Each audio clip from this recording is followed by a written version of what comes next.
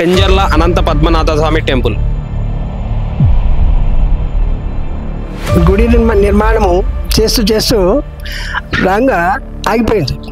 వచ్చి వెళ్ళి గడపారాలు తీసుకుపోయి వెళ్ళే వరకు 5 పడగల పాము వచ్చి అడ్డం పట్టేసింది. ఈ యొక్క అడవి లోపల చిన్న బాలుని రూపంగా వచ్చి పశువుల కాపరికి అగుపడి ఆ స్వామి ఎట్లా అంటే ఒక మనిషిలాగా తిరిగేదట.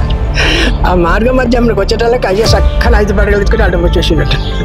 స్వామి వచ్చిన అరువులు వచ్చి పనుకునే ఇంతలా అది శిశు. Welcome to to do in HYD temple series part 1. ఈ సిరీస్ లో మనం హైదరాబాద్ చుట్టుపక్కల ఉన్న 100 సంవత్సరాల చరిత్ర కలిగిన టెంపుల్స్ గురించి తెలుసుకుందాం. ఈ సిరీస్ ను మిస్ అవ్వకూడదు అనుకుంటే మన ఛానల్ ని సబ్స్క్రైబ్ చేసుకోండి. పెంజర్ల అనంత పద్మనాథ స్వామి టెంపుల్. ఈ టెంపుల్ హైదరాబాద్ కు 40 కిలోమీటర్ల దూరంలో పెంజర్ల కొత్తూర్ అనే విలేజ్ లో ఉంది. అందుకే దీన్ని పెంజర్ల అనంత పద్మనాథ స్వామి టెంపుల్ అని పిలుస్తారు. ఈ గుడి యొక్క 500 సంవత్సరాల చరిత్ర మనం పంతులు గారు తెలుసుకుందాం. ఇది మన ఈ స్వామి గురించి కానీ కంప్లీట్ గుడి స్టోరీ గురించి కానీ ఎలా స్థాపించబడింది అంటే ఇక్కడ స్వామి ఏ విధంగా నిర్మాణమైంది, ఎప్పుడు జన్మించిండు, మా స్వామి కారణం ఏంటి, దాన్ని కట్టిన వాళ్ళు ఎవరు, పునఃప్రతిష్ఠ ఏంది, మరి ఇక్కడ నిర్మాణం కావడం ఏంటి, అక్కడ స్వయంభూ నిలిచిపెట్టడం ఏంటి అని మీ యొక్క అదేనా ఆ స్టోరీ ఒక్క మన యూజర్స్ మొత్తం అందరికి మన భక్తులందరికీ మీరు చెప్తే బాగుంటుందని. శాంతాగారం భుజగశయనం పద్మనాభం సురేశం విశ్వాగారం గగన సదృశం మేఘవర్ణం శుభాంగం లక్ష్మీకాంతం కమలనయనం యోగి హృదయ విష్ణు భవభయహరం సర్వలోకైకనాథం.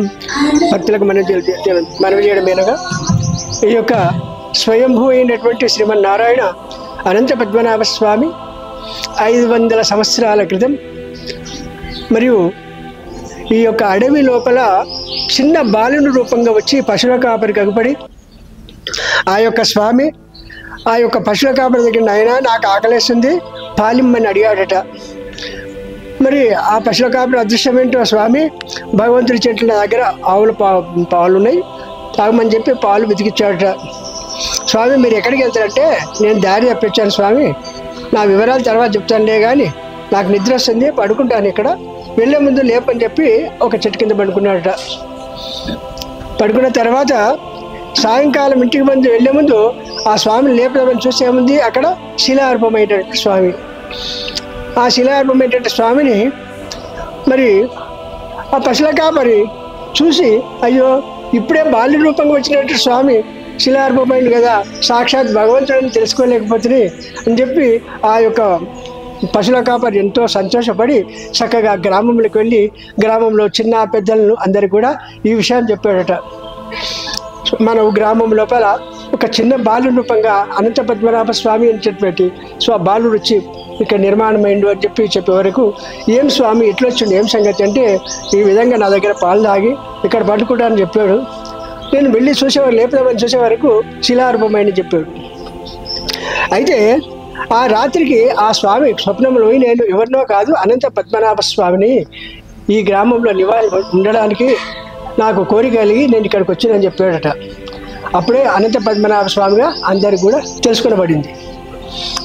అయితే ఆ ప్రకారంగా గ్రామంలో మరి మామిడి వాళ్ళ వంశస్థులు వాళ్ళు వచ్చి ఆ గుడి నిర్మాణం చేసినట. ఆ పురాతన కాలం లోపల మన గ్రామానికి భగవంతుడు వచ్చేట మనకెంతో మేలని చెప్పి అందరు కూడా చిన్న పెద్ద కలిసి స్వామి గుడి నిర్మాణం చేసి అక్కడి నుంచి కూడా పూజలు చేసుకుంటే ఆ పూర్వకాలం నుండి ఆ స్వామి ఎట్లా అంటే ఒక మనిషిలాగా తిరిగేదట. ఏం జరిగేది రేపు అనేది ఈరోజే చెప్పాలట. నా కళ్ళతో కూడా ఉన్నాను. మన గ్రామంలో ఉండే పెద్ద మనుషులు ఆ స్వామి ఎవరికైతే ఊరిండో వాళ్ళ నోటి నుంచి కూడా నేను వినే చాలా కోకళ్ళు ఉన్నాయి. దృష్టాంతంగా కూడినటువంటి స్వామి మనిషిలాగా తిరిగి ఆయన ఒక పాదం ఇక్కడి నుంచి అక్కడ గుండె మీద పెట్టి ఊర్లో చెట్టు మీద పెట్టేదట. రేపటికి ఏమైనా జరగబోతుంది కీడు అంటే కూడా గ్రామంలో ఎవరికైనా స్వప్న రూపంగా పోయి రేపు కీడు జరుగుతుంది జాగ్రత్త అని చెప్పారట స్వామి. అటువంటి స్వామి ఆ విధంగా నడుచుకుంటూ వచ్చింది. మరి అక్కడనే నేను మాకు అయ్యగారు స్వామి దగ్గర మాకు రానికి వీలు కాదు, పూజ చేసి కొంచెం దేవుడికి నైవేద్యం పెట్టండి. నేను ప్రతి శనివారం వచ్చి స్వామికి నైవేద్యం పెట్టేవాడిని. అక్కడికే మోహన్ రెడ్డి గారని గంగుల మోహన్ రెడ్డి గారని వచ్చాడు.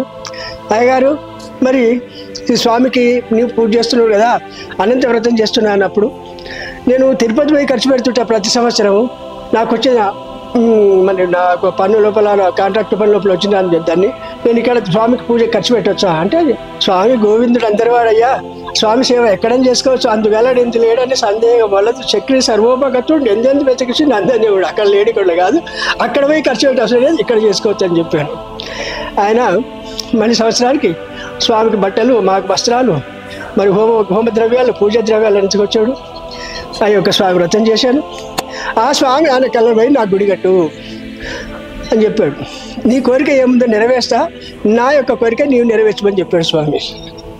అదే ప్రకారంగా స్వామి నేను మామూలు కాంట్రాక్టర్ కదా, నేను ఏం కట్టగలుగుతా అంటే, నేను ఎట్లా కలిగిస్తానో అట్లా కట్టని చెప్పిండు. అదేవిధంగా గుడి నిర్మాణం అయింది. మరి అక్కడనే కట్టాలని ఎన్ని ప్రయత్నాలు చేసినా ఏదో రూపంగా ఆగిపోయింది. అక్కడ కాదు నాయన ఇక్కడ కట్టమని చెప్పి స్వామి ఆజ్ఞాపించి ఇక్కడ నీ గుడి నిర్మాణం అయింది. ఆ తర్వాత కొన్ని సంవత్సరాల పాటు నడిపించాడు. మరి ఈ యొక్క గుడి నిర్మాణం అయిన తర్వాత ఆ స్వామి తీసుకొచ్చి ఇక్కడ ప్రతిష్ఠ చేద్దామని వెళ్ళాము. వెళ్ళి గడపారాలు తీసుకుపోయి వెళ్ళే వరకు 5 పడగల పాము వచ్చి పట్టేసి అడ్డం పట్టేసింది, ఆపేసింది. స్వామిని నీకు ఇష్టం లేనప్పుడు వేరే స్వామిని తెచ్చి ప్రతిష్ట, గుడి కట్టినాక తప్పదు కదా అని చెప్పి అప్పుడే మళ్ళీ తమిళనాడు నుంచి ఈ స్వామిని తెచ్చి ప్రతిష్ట చేసుకోమైంది. ఆ స్వామి అక్కడనే ఉంది. ఎన్నిసార్లు ప్రయత్నం చేసినా కట్టడం కాలేదు. మరి కొన్ని సంవత్సరాల వరకు పూజ ధూప నైవేద్యాలకు ఇచ్చు నాకు ఒక 5,000 సార్లు ఇస్తూ అట్లే కాలం గడుపుకుంటూ వచ్చిన. కొన్ని రోజులు 10 సంవత్సరాల తర్వాత అయ్యగారు నా యొక్క వర్కులు నా అల్లుడి చేతికైనా నేనేమి ఇవ్వలేను అంటే, ఆ భగవంతుడు సృష్టి లేవయ్యా ఆయననే ఇస్తాడని అట్లా సేవ చేసుకుంటున్నా. అంత లోపల ఎవరో రాకపోతారా, ఎవరో స్వామి సేవ చేయకపోతారా, ఆయన ఏ రూపంగానే తెచ్చుకుంటారని చెప్పి ఆ స్వామిని నమ్ముకొని ప్రతి శనివారం కూడా భిక్ష కూడా చేసుకొచ్చి భగవంతుడు సేవ చేసుకుంటూ 10 మంది భక్తులు చేసుకుంటూ భోజనం పెట్టుకుంటూ ప్రతి శనివారం భజన చేసుకుంటూ కాలం చేసి గడుపుకుంటూ వచ్చాను. మరి తర్వాత ఏదో రూపంగా భగవంతుడు మేడం అనితారెడ్డి మేడం రూపంగా తెచ్చుకొచ్చాడు. జనవరి 2021 జనవరి 1 రోజు అమ్మవారి దర్శనానికి వచ్చాను. స్వామి దర్శనం చేసుకుని అర్చన చేశాను, తీర్థప్రసాదం ఇచ్చిన. అయ్యగారు ఏంటి అంటే, తల్లి ఎవరి సహాయం లేదు, నేను ఈ విధంగా చేసుకుంటున్నా స్వామి, ఇది ఇటువంటి మహిమ కలిగిన స్వామి అంటే.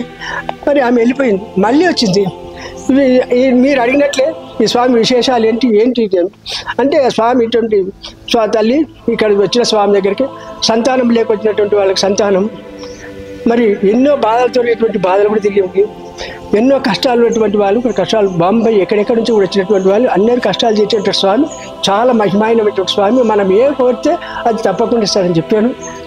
ఆ యొక్క మేడం గారు కూడా స్వామి అదేవిధంగా కనికరించాడు. మేడం గారు అయ్యగారు ఈ గుడి రూపురేఖలు మార్చేస్తాను అని చెప్పింది. ఈ రూపురేఖలు వచ్చింది. ఈ పాడుబడ్డట్టున్న గుడిని ఆ అంతా పట్ట పగలు కూడా గుడి లోపల దానికి భయపడుతుంది. అట్లా ఉండి మేడం దేవాలన ఈ విధంగా అభివృద్ధి అయింది. ఆ స్వామి దేవాలయం ఎట్లా అంటే, తల్లి ఆ స్వామి కూడా నేను ఉపయోగిస్తాను, ఉపయోగించి ఆ స్వామి గుడి మేడం గారు కట్టారు. గుడి నిర్మాణము చేస్తూ రాంగా ఆగిపోయింది. ఎవరు? మోహన్ రెడ్డి గారు. ఆయనకి ఎప్పటికీ జతగా కృష్ణార్జున ఎట్లనో అట్లా దామోదర్ రెడ్డి అని ఆయనకి ఎప్పుడు జత. ఏదానికైనా వస్తువానికి దానికి ముంచిపోయినా ఇది తీసుకొచ్చినా ఏదైనా మాట్లాడినా ప్రతి ఒక్కటి కూడా దామోదర్ ఉండాలి. అది కాదు బావగారు, మనం ఏదన్నా రూపం చేసి భగవంతుని గుడి నిర్మాణము విగ్రహ ప్రతిష్ట మనం పూర్తి చేయాలి. ఇంత చేసింది అంటే ఏం చేయాలి అంటే, అనుకోకుండా ఒక పొలం మాట్లాడుకున్నారట భగవంతుని నిర్మాణం. అయితే ఆ యొక్క పైసలు లేని సమయం లోపల ఆ యొక్క పొలాన్ని అమ్మ చూపించారు. అందులోపల భగవంతుడు 10 లక్షల ఆదాయం ఇచ్చిండు. 10 లక్షల ఆదాయం వచ్చే వరకు 10-12 లక్షలు వస్తే అప్పుడు ఈ గుడి నిర్మాణం పూర్తయి విగ్రహ ప్రతిష్ఠ అయింది. అయితే ఈ గుడి ముందు నిర్మాణం అయిన తర్వాత ఇక్కడ గుడి అయితే నిర్మాణం చేసి ఏం దేవుని పెట్టాలి అని ఆలోచన చేసుకుంటూ పడుకున్నట్ట మోహన్ రెడ్డి గారు. స్వామి వచ్చి ఏం చెన్నకేశ్వర రెడ్డి ఇంకా లేవా, టైం కాలేదా అన్నట్ట. అనే వరకు ఓహో ఇక్కడ చెన్నకేశ్వర స్వామిని పెట్టాలని భగవంతుని ఆజ్ఞాపిస్తున్నట్లు ఆయన భావించి అప్పుడే మాచర్లో పోయి ఆ యొక్క స్వామి యొక్క విగ్రహాన్ని తీసుకొచ్చి చెన్నకేశ్వర స్వామిని ప్రతిష్ఠ చేసుకోమైంది. అయితే ఇక్కడ స్వామి దగ్గర ఇక్కడ లక్ష్మీదేవిని ప్రత్యేకంగా గోదాదేవి ఉండవలసింది వాళ్ళు మామూలుగా. ఇక ఇక్కడ ఆంజనేయ స్వామి అయితే ఉండేనే ఉన్నాడు. అయితే చెన్నకేశవ స్వామి కూడా తరతరాల నుంచి ఉన్నటువంటి పెంజల గ్రామంలో, కాకపోతే చిన్నగా ఉన్నాడు, ఊరి లోపల ఉన్నాడు. ఆయన పేరు మీద కూడా పొలాలు కూడా ఉన్నాయి. ఆయన యొక్క దేవుని పొలాలు అంటారు కదా, అవి కూడా ఉన్నాయని పెద్దలను చెప్పని విన్నాం. ఆ యొక్క విగ్రహం కూడా ఊర్లో ఆంజనేయ స్వామి దేవాలయంలో ఉంది. ఇక్కడనే కాదు, ఆయన పేరు మీద ఇక్కడ స్వామి నిర్మాణం అంటే ఇప్పుడు పెట్టింది కాదు, తరతరాలు ఉన్నటువంటి చెన్నకేశ్వర స్వామి కూడా చాలా ఏళ్ళ నుంచి కూడా ఉన్నటువంటి వాడు ఈ ఊరి లోపల. అందుకే ఇక్కడ నిర్మాణం అయింది.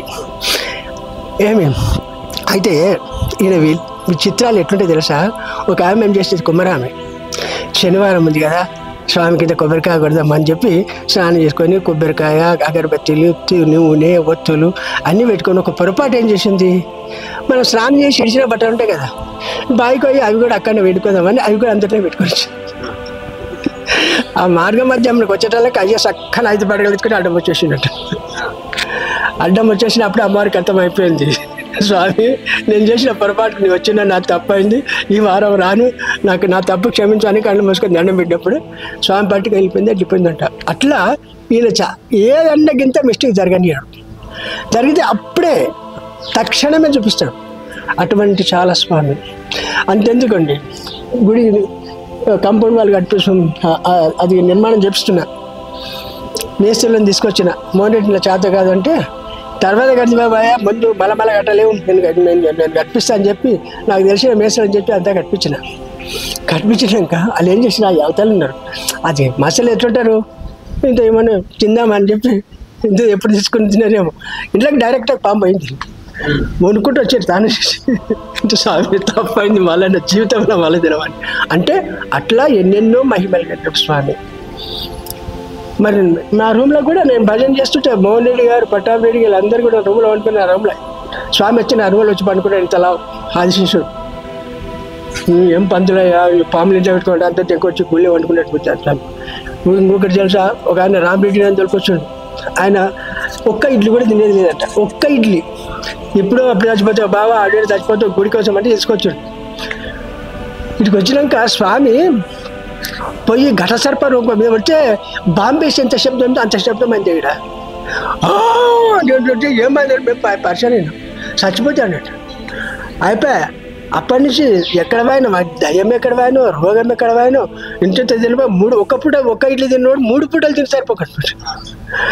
ఇట్లా ఎన్నో రకరకాల మహిమాన్వితము. వీడికి క్యాన్సర్ అంటూ దొరికొచ్చాడు వీడికి, ఒక అమ్మాయిని హైదరాబాద్కి పాపం బీదోడు, లక్షలు కావాలన్నాడంట. వాడిని వీడిని అడిగితే 10,000 దొరికినాయి. 10,000 ఏం చేస్తాడు, ఏమైనా భగవంతుడి దగ్గర 10 మంది వీటికి దర్శనానికి వచ్చాడు. దర్శనం చేసుకొని దండం పెట్టుకొని పోయిన తర్వాత మళ్ళీ 2వ రోజు 3వ రోజు డాక్టర్ చదివి క్యాన్సర్ లేదంటాడంట. అంటే ఈ వైద్యుడు అంటే ధన్వంతరి, ఆయన నారాయణమూర్తి వైద్యుడు కావున ఆయన చేత ఇది తక్కువ కాదు, ఇది అవుతుంది అనేటటువంటి సమస్య లేదు. ఆ స్వామి నమ్మినటువంటి వారికి సొమ్మ ఉంటాడు. ఎటువంటిదైనా కూడా తగ్గి అందరు కూడా ఆయురారోగ్య ఐశ్వర్యం కలిగి అందరు కూడా సుఖంగా ఉంటారని నేను ఘంటాపదంగా చెప్తానండి. జయ శ్రీమన్నారాయణ.